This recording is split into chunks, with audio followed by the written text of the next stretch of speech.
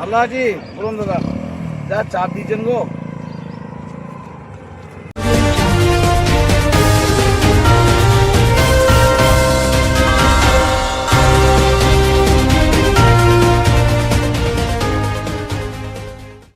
আজকের খবর শুনলে চমকে যাবেন।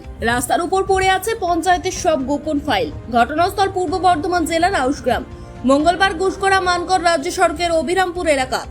স্থানীয়রা দেখেন পুরো রাস্তা জুড়ে ছড়িয়ে আছে কাগজপত্র। কাজে গিয়ে দেখা যায় সেগুলো যুবক যুবতীদের বায়োডাটা, ছবি লাগানো ফর্ম, বিভিন্ন শংসাপত্র।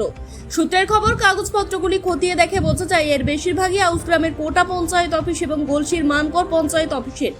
এখানে সাধারণ মানুষের জমা দেওয়া গুরুত্বপূর্ণ নথিও ছিল, যা এখন রাস্তায় পড়ে। এটা ডেটা প্রাইভেসির চূড়ান্ত লঙ্ঘন। এই দৃশ্য দেখে অবাক হন বিজেপির আউশগ্রাম 3 নম্বর মণ্ডল সভাপতি পবন মণ্ডল। আমি হঠাৎ আমার ব্লক যাচ্ছি আমার কাজে, ঠিক আছে। আচ্ছা, তো আমি আউশগ্রাম 3 নম্বর মণ্ডল প্রেসিডেন্ট বলছি, পবন মণ্ডল।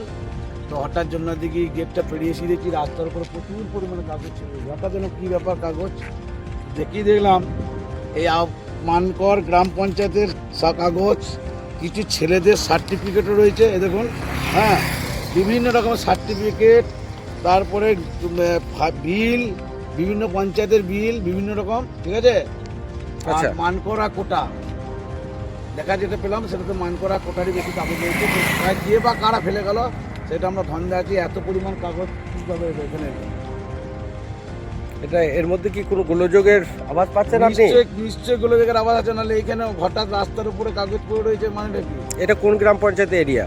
এটা আমাদের হচ্ছে আমাদের ভালকি গ্রাম পঞ্চায়েত এরিয়া। এটা ভালকি গ্রাম পঞ্চায়েত এরিয়া পড়ছে। আর সামনেটা প্রশ্ন উঠছে তিনটে।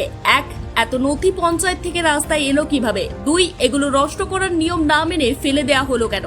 3, সাধারণ মানুষের ব্যক্তিগত তথ্য এখন কার হাতে? প্রশাসনের তরফে এখনো কোনো প্রতিক্রিয়া মেলেনি। আপনি কি মনে করেন? কমেন্টে জানান। আর আমাদের চ্যানেল সাবস্ক্রাইব করতে ভুলবেন না। নজর রাখুন পরের খবরে।